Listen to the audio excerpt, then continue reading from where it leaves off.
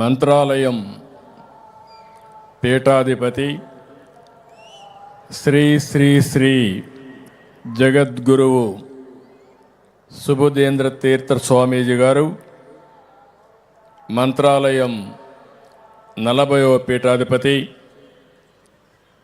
శ్రీ శ్రీ శ్రీ రమ్యానంద భారతి స్వామిని మంత్రమహేశ్వరి శ్రీ శక్తిపీఠం చంద్రగిరి శ్రీ మారెళ్ల వంశీ కృష్ణ మహాన్యూస్ ఎండి పద్మశ్రీ మాడుగుల నాగపణి శర్మ ప్రముఖ తెలుగు కవి శతావధాని ఇటీవలే పద్మశ్రీ కూడా వచ్చింది. అదే మాదిరిగా ఈరోజు ఈ మహాశక్తి శివోహం కార్యక్రమం గట్టిగా అందరూ కూడా శివుని ఒకసారి ప్రార్థిద్దాం. ఓం నమః శివాయ. ఇంకా గట్టిగా చెప్పాలి. ఓం నమః శివాయ. ఓం నమః శివాయ. ప్రజలందరికీ మహాశివరాత్రి శుభాకాంక్షలు. ఇక్కడికి వచ్చిన వాళ్ళు పుణ్యక్షేత్రాల్ని శైవ క్షేత్రాలన్నీ దర్శించుకుంటున్నారు. ఎప్పటికప్పుడు నేను కూడా సమాచారం తెప్పిస్తున్నాను. అన్ని శివాలయాలు కిక్కిరిసి ఉన్నాయి. ఎక్కడికక్కడ భక్తులందరూ కూడా శివుని ప్రార్థించి ఆశీస్సులు తీసుకుంటున్నారు. ఈరోజు మహాభక్తి ఛానల్ నిర్వహిస్తున్న మహాశివరాత్రి మహాజాగరణ శివోహం కార్యక్రమానికి వచ్చిన భక్తులందరూ ఒకసారి చూస్తే రాత్రి అంతా కూడా మీరు ఇదే మాదిరిగా ఉండి శివరాత్రి పూర్తిగా గడిపే పరిస్థితికి వస్తున్నారు. ఇప్పుడే చాలామంది మాట్లాడారు. దేవతల కొలువైన ప్రాంతం, దేవతల రాజధాని అమరావతి, ప్రజా రాజధాని, మనందరి రాజధాని అమరావతి. సాక్షాత్తు అమరలింగేశ్వరుడు నిలిచిన పుణ్యభూమి మన అమరావతి. అలాంటి నేలపై ఇలాంటి మంచి కార్యక్రమాన్ని తలపెట్టిన వంశీని మరొక్కసారి మీ అందరి తరపున అభినందిస్తున్నాం. ఈరోజు మహాభక్తి ఛానల్కు అదే మరిగా మహాగ్రూప్ చైర్మన్ వంశీకృష్ణ ఆయన సతీమణి గారికి మనస్ఫూర్తిగా అభినందనలు. చీకటిని తొలగించి ఆత్మజ్ఞానం ప్రసాదించే శివయ్య, శివశక్తి ఆయనకే ఉంది. అది ఆది భిక్షు ఆయనే. మనకు అన్నీ ఇచ్చేది ఆయనే. ముక్తి సాధించడానికి దగ్గర దారి ఏదైనా ఉందంటే అది శివారాధన, శివ పూజ. దానికి ఈ శివోహం ఎంతో ప్రేరణ ఇస్తుందని నేను భావిస్తున్నా. ఈరోజు మిమ్మల్ని అందరినీ చూస్తున్నాను. ఈ యొక్క ప్రజా రాజధాని అమరావతి నుంచి ఈరోజు మనందరం కూడా శివుణ్ణి ప్రార్థిస్తున్నాం. నేను ఎప్పుడు ఒకటే కోరుకున్నా, మళ్ళీ ఒకప్పుడు హైదరాబాద్ సికింద్రాబాద్ నగరం ఉంటే ఆ రోజు నేను సైబరాబాద్ నగరానికి శ్రీకారం చుట్టాను. అది భవిష్యత్తు నగరంగా ఆ రోజు ఆలోచించాం. ఈరోజు మీరు ఆలోచిస్తే అమరావతి భావి తరాలకు ఒక ఆదర్శమైన నగరం.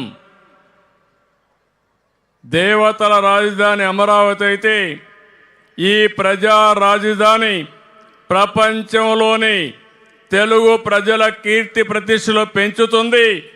ఆ విధంగా చేయమని శివుణ్ణి ప్రార్థించానని చెప్పి కూడా నేను మీకు తెలియజేస్తున్నా. నేను ఎప్పుడు కూడా దేవుణ్ణి ప్రార్థిస్తే ఈ రాష్ట్రం బాగుండాలి,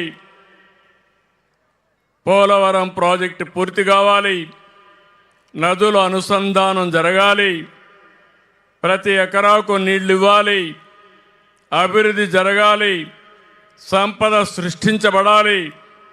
మళ్ళీ ఆ సంపద పేదలకు ఎప్పటికప్పుడు అందుబాటులో సమిక్షేమ అభివృద్ధి కార్యక్రమాల ద్వారా జరగాలని. అందుకే ఈరోజు కూడా కోరుకున్నాను, స్వర్ణాంధ్ర 2047 2047కి ఈ రాష్ట్రంలో పేదరికం లేకుండా అందరికీ సమానమైన అవకాశాలు వచ్చి మన జీవన ప్రమాణాలు పెరగాలనేది నా ఆలోచన.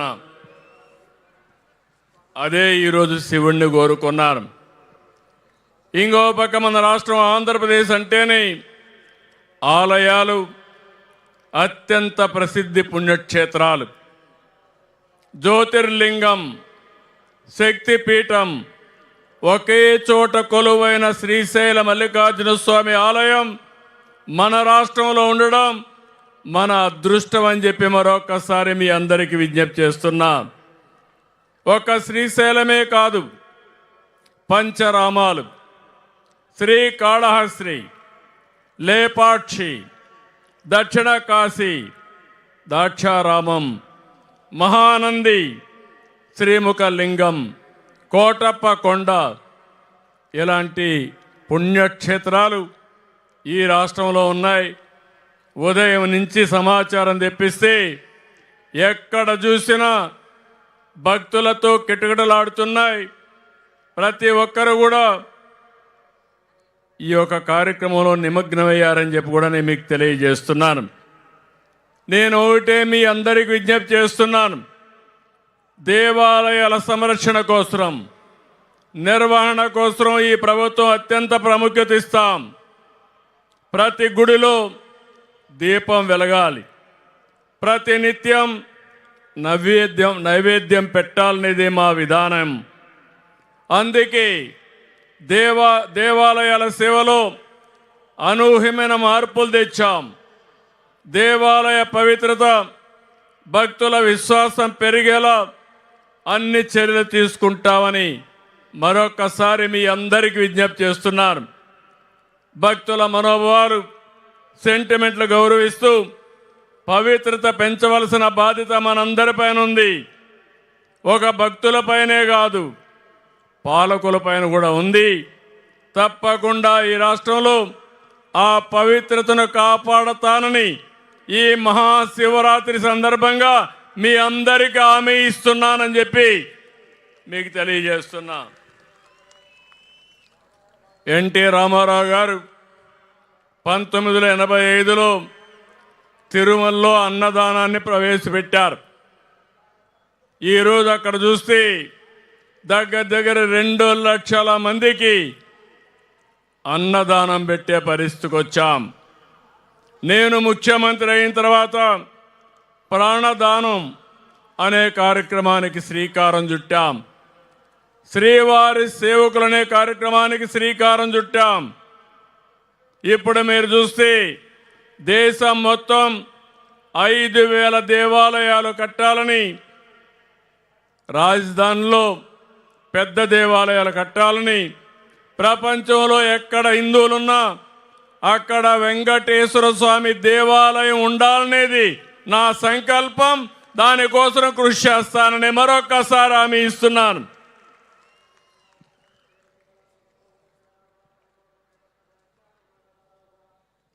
చాలామంది ఇప్పుడు కూడా మాట్లాడారు, ఏపీ అంటే quantum valley, data centre, IT hub, green hydrogen, green energy అని. టెక్నాలజీ అవసరం. సంపద సృష్టించాలంటే టెక్నాలజీ మనం అందరం కూడా అడాప్ట్ చేసుకోవాల్సిన అవసరం ఉంది. నేను ఆ రోజు హైదరాబాద్లో ఐటీని ప్రమోట్ చేయడానికి మైక్రోసాఫ్ట్ అధినేత బిల్ గేట్స్ని హైదరాబాద్ తీసుకొచ్చాను. ఈరోజు మళ్ళీ ఏఐ వచ్చింది, క్వాంటమ్ వచ్చింది, టెక్నాలజీ పెను మార్పులు తీసుకొస్తా ఉంది. మన జీవితాల్లో మార్పు వస్తుంది. అందుకని మళ్ళీ రేపు బిల్ గేట్స్ మన అమరావతికి వచ్చి మనకు చేయూతనిస్తాడని మరొక్కసారి విజ్ఞప్తి చేస్తున్నాను. అలాంటి కార్యక్రమానికి శ్రీకారం చుట్టాం. అయితే ఆంధ్రప్రదేశ్ రాష్ట్రం ఒక టెక్నాలజీలోనే కాదు, ఒక ఆధ్యాత్మిక కేంద్రంగా ఉంటుంది. టెంపుల్ టూరిజానికి తిరుగు ఉండదని మరొకసారి మీ అందరికీ తెలియజేస్తున్నాను. భారతదేశంలో పవిత్ర దేవాలయాలు ఎక్కడన్నా ఉన్నాయంటే దానికి చిరునామా ఆంధ్రప్రదేశ్ అని మరొకసారి మీకు విజ్ఞప్తి చేస్తున్నాను.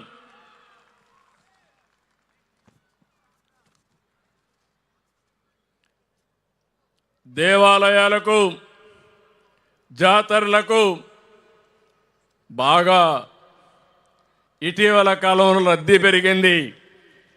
దానికి మా ఆడపడుచులను చూస్తే అనిపిస్తుంది, నేను స్త్రీ శక్తి కింద ఆడబిడ్డలు ఎక్కడికి పోవాలన్నా ఉచిత ప్రయాణ సౌకర్యం ఏర్పాటు చేశాను. బస్సులన్నీ ఫుల్గా ఉన్నాయి, దేవాలయాలన్నీ కిటకిటలాడుతున్నాయి. భక్తులందరికీ కూడా దేవుణ్ణి దర్శించుకుని ఆశీస్సులు తీసుకునే పరిస్థితి వచ్చింది. అది కూడా ఒక కారణం. ఈరోజు మా ఆడబిడ్డలు ఎక్కడికి పోవాలన్నా ఎవరిని అడిగే పని లేకుండా ఈరోజు ఉచిత ప్రయాణ సౌకర్యం చేసే ఏర్పాటు కల్పించామని చెప్పి కూడా నేను మీకు తెలియజేస్తున్నాను. ఈరోజు మహా న్యూస్, మహా ఎంటర్టైన్మెంట్ ఛానల్ నడుపుతూ మరోవైపు మహాభక్తితో అందరిలో ఆధ్యాత్మిక చైతన్యాన్ని తెస్తున్న మహాశక్తి మన వంశీ. ఆయనకు, ఆయన బృందానికి మనస్ఫూర్తిగా అభినందిస్తున్నాను. ఆదాయం కోసం మహా టీవీ రన్ చేస్తే భక్తి కోసం, దేవుని ఆశీస్సుల కోసం ఈరోజు ఆయన భక్తి ఛానల్ కూడా రన్ చేస్తున్నాడు. నేను పోయిన సంవత్సరం ఇక్కడ చూశాను.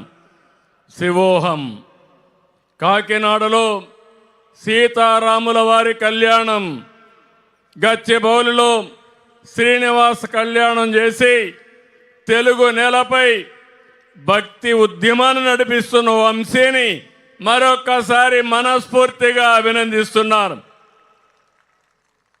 రాబోయే రోజుల్లో, రాబోయే సంవత్సరం గోదావరి పుష్కరాలు వస్తున్నాయి.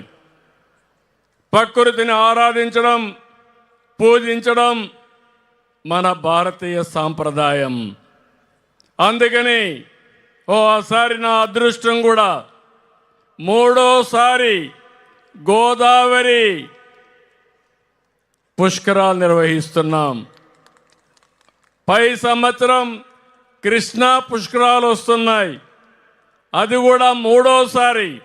నేనే ముఖ్యమంత్రిగా ఉండి 12 సంవత్సరాలకు ఒకసారి వచ్చే పుష్కరాలు 3 సార్లు చేయడం నా అదృష్టంగా నేను భావిస్తున్నానని చెప్పి కూడా నేను మీకు తెలియజేస్తున్నాను. అన్ని కూడా మీరందరూ కూడా ఇప్పటి నుంచే సహకరించి ఈ పుష్కరాల్ని మనం జయప్రదం చేసుకుంటూ ప్రకృతిని ఆరాధిద్దాం. నదుల్ని, చెట్లను, పశు సంపదను ఆరాధించే సాంప్రదాయం భారతీయ సాంప్రదాయం. విలువలుండే సాంప్రదాయం భారతదేశ సాంప్రదాయం. ప్రపంచంలో ఏ దేశంలోకి వెళ్ళినా అన్ని దేశాల కంటే కుటుంబ విలువలు కానీ, సామాజిక బాధ్యతగా నుండే ఏకైక దేశం భారతదేశం అని చెప్పి కూడా నేను మీకు తెలియజేస్తున్నా. అలాంటి భారతదేశంలో పుట్టడం మనందరి అదృష్టంగా భావిస్తూ మరొక్కసారి మహాశివుడు మనందరికి కూడా అష్ట ఐశ్వర్యాలు ఇవ్వాలని, సంపదను ఇవ్వాలని, అదే సమయంలో విలువలతో కూడిన సమాజం కోసం ముందుకు పోయే విధంగా ఆశీర్వదించాలని మరొక్కసారి కోరుకుంటూ రాష్ట్ర ముఖ్యమంత్రిగా పేదలందరికీ న్యాయం జరగాలి, పేదరికం లేని సమాజం ఉండాలి, అందరికి కూడా మెరుగైన జీవన ప్రమాణాలు కల్పించాలని శివుణ్ణి ప్రార్థిస్తూ మీ అందరి దగ్గర సెలవు తీసుకుంటున్నాను. అందరికీ నమస్కారాలు. ఓం నమః శివాయ.